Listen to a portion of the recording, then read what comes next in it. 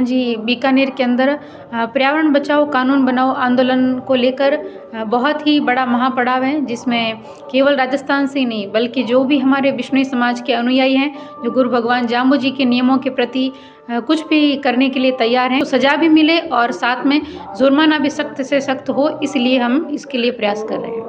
दिन तक तो इस बार ये नहीं कि एक दिन की यहाँ कोई मीटिंग है, जब तक कानून बन नहीं जाता तब तक कोई भी जितने भी लोग पर्यावरण प्रेमी वहाँ आएंगे वहाँ से जाएंगे नहीं। तो ये आंदोलन जब तक निर्णय नहीं हो जाता, जब तक सख्त कानून बनाने का पूरी बात नहीं हो जाती, तब तक इस बार आंदोलन समाप्त नहीं किया जाएगा।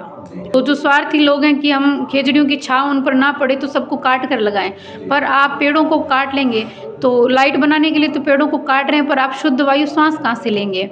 और आप पेड़ों को काट रहे हैं तो एक पेड़ के ऊपर कितने जीव जंतु पक्षी और पशु वहाँ पर आश्रित हैं, आप उन जीवों की भी हत्या वहाँ पर कर रहे हैं। न्यून प्रणाम जी। जाम्बू जी ने, विष्णु भगवान ने। ये जो बिश्नोई समाज और पूरे पर्यावरण प्रेमियों की तरफ से 2 तारीख को जो बीकानेर में महापड़ाव है उसके बारे में कुछ? हाँ जी, बीकानेर के अंदर पर्यावरण बचाओ कानून बनाओ आंदोलन को लेकर बहुत ही बड़ा महापड़ाव है, जिसमें केवल राजस्थान से ही नहीं बल्कि जो भी हमारे बिश्नोई समाज के अनुयायी हैं, जो गुरु भगवान जाम्बू जी के नियमों के प्रति कुछ भी करने के लिए तैयार हैं, वो सभी भक्तजन अन्य सारे राज्यों से, जैसे कि अब हम सत्संग कर रहे हैं हरियाणा में, तो यहाँ से भी बहुत सारे भक्त पहुँचेंगे उस आंदोलन में शरीक होने के लिए। आपको नहीं लगता कि सिर्फ राजस्थान सरकार ने 1000 रुपये की कीमत लगाई है खेजड़ी की, तो वो पर्यावरण प्रेमियों के साथ मजाक किया है?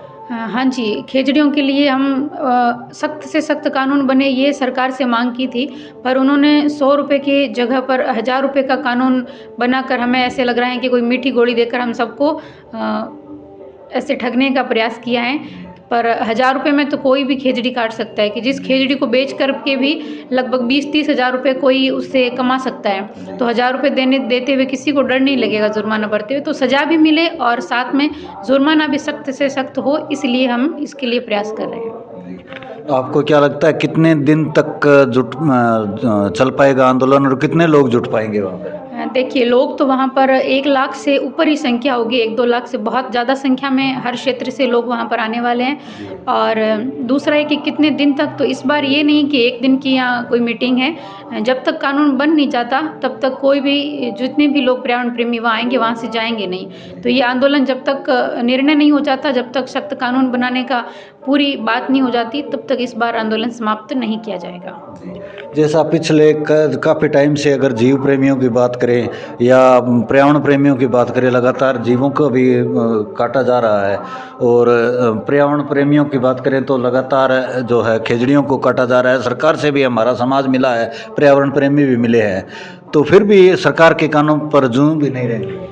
हाँ जी, हिरणों का शिकार भी आए दिन जगह जगहों पर हो रहा है, फिर उन हिरणों को लेकर हम उनको न्याय मिले इसलिए प्रयास करते हैं, तो उनकी अगर सज़ा भी होती है तो वो कुछ 2-4 दिन में छूट जाते हैं, यानी कि उनके लिए कोई सख्त कानून नहीं बना हुआ है। तो जितने भी पर्यावरण के जीव हैं, वन्य जीव जो विलुप्त होते जा रहे हैं, उनके लिए भी सख्त कानून बने, और जो पेड़ पौधों को काट रहे हैं, सोलर प्लांट लगाने के नाम पर हज़ारों लाखों की संख्या में पेड़ काट रहे हैं, जिससे हमारे राजस्थान के कई क्षेत्रों में जैसलमेर, फलोदी, बीकानेर जो लगातार कई समय से ये जो प्रोग्रेस चलने के नाम पर पेड़ काटे जा रहे हैं, तो वहाँ का टेम्परेचर भी, तापमान बहुत बदलता हुआ नज़र आ रहा है, और यानी कि आने वाली पीढ़ियों के लिए अपन ये प्रोग्रेस जो हो रही है, लाइट तो पता नहीं कहाँ कहाँ भेज रहे हैं, पर उससे जो लोग वहाँ रह रहे हैं उनकी जीवन शैली पर अवश्य रूप से एक नकारात्मक प्रभाव पड़ेगा। उसको रोकने के लिए उस क्षेत्र के और बाहर के सभी लोग मिलकर ये आंदोलन कर रहे हैं।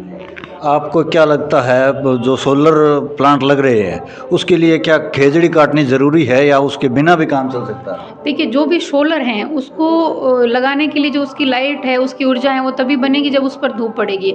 तो जो स्वार्थी लोग हैं कि हम खेजड़ियों की छांव उन पर ना पड़े तो सबको काट कर लगाएं, पर आप पेड़ों को काट लेंगे तो लाइट बनाने के लिए तो पेड़ों को काट रहे हैं, पर आप शुद्ध वायु श्वास कहाँ से लेंगे?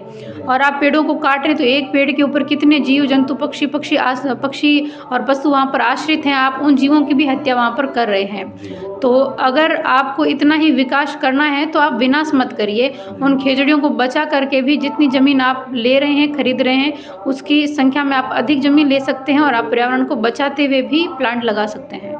जैसे गुड़ा बिश्नोईयान में एक महिला है इंदिरा जी बिश्नोई, उन्होंने 20 बीघा में जो प्लांट लगाए वो 25 बीघा में लगवा दिया और खेजड़ी नहीं कटने दी। हाँ, तो कई लोग ऐसा कर रहे हैं कि जितनी भी खेजड़ियाँ हैं उनको छोड़कर आप बाकी लगाइए।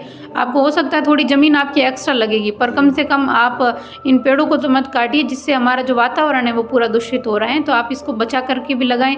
जो लोग भी अपनी ज़मीन दे रहे हैं उनसे भी मेरा निवेदन है कि आप पैसे के लिए अपनी 25 साल के लिए ज़मीन को आप वहाँ पर एग्रीमेंट कर रहे हैं, तो उसके साथ में आप ये भी एग्रीमेंट करिए कि हमारे पेड़ पौधों को ना काटा जाए। क्योंकि पैसे के लिए तो आप दे रहे हैं, पर आने वाली पीढ़ियाँ जिसके लिए आप ये धन इकट्ठा करने की कोशिश कर रहे हैं, जब उनके श्वास के लिए वायु ही नहीं बचेगी तो फिर धन किस काम आएगा। तो एक अंतिम सवाल, पर्यावरण प्रेमियों से कोई विशेष अपील जो आप करना चाहिए? सभी पर्यावरण प्रेमियों से मेरी यही अपील है कि ज़्यादा से ज़्यादा संख्या में, चाहे आप किसी भी क्षेत्र से हो, हरियाणा, पंजाब, यूपी, एमपी, चाहे वो बिश्नोई समाज से हो, चाहे वो छत्तीस कौम से हो, पर्यावरण हम सब के लिए ज़रूरी है, आवश्यक हैं। और हम सबको इस लड़ाई में एकजुट होकर, कि जो हमारे समाज के 363 बलिदानी थे, उन्होंने हंसते हंसते पेड़ों के लिए अपने प्राण त्याग दिए, तो हमें भी आवश्यकता है कि ज़रूरी नहीं है कि अब प्राण त्यागने की आवश्यकता हो। आवश्यकता ये है कि हम एकजुट होकर ये जो पर्यावरण के आंदोलन में जो यज्ञ हो रहा है, इसमें अपनी उपस्थिति की आहुति हमें देनी है कि हम सबको वहाँ पर आना ज़रूर है।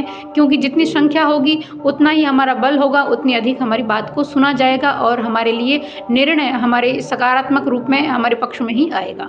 यानी कि अब जो बलिदान देने की आवश्यकता नहीं है, योगदान देने की आवश्यकता। हाँ जी, योगदान देने की आवश्यकता है। तो ज़्यादा से ज़्यादा संख्या में सभी भक्तजन, सभी पर्यावरण प्रेमी 2 तारीख को बीकानेर अवश्य रूप से पधारें। धन्यवाद। धन्यवाद।